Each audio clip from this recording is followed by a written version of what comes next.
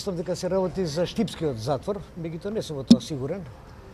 Ова е значи една ситуација која долго време не следи, значи да немаат ни основни можности да ги донесат обвинетите. Мислам дека тука ќе треба да се реагира, за да еве четврти пат се одлага ова, дури за 3 октомври.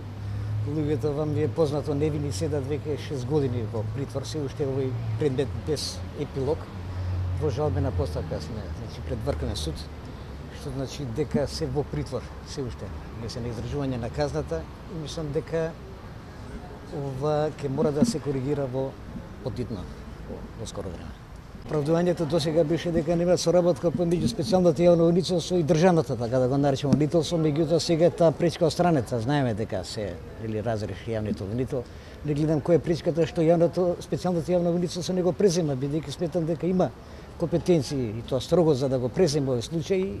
Едино мислиме ние како одбрана дека само на тој начин може да дојдеме до вистината во овој предмет, кој очигледно е монтиран и тоа не е познато на сите. Особено што беше потенцирано од страна на застапникот на обвинението.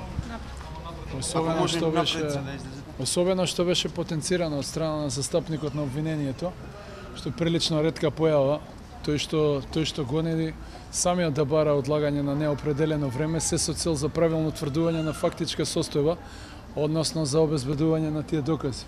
А времето ќе покаже каков ќе биде епилогот од тоа барање.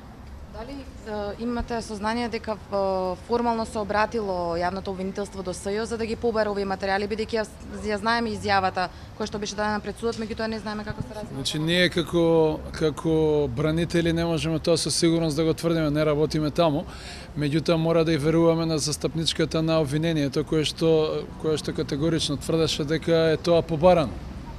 Така да ние го земаме тоа за утврдено дека е побарано.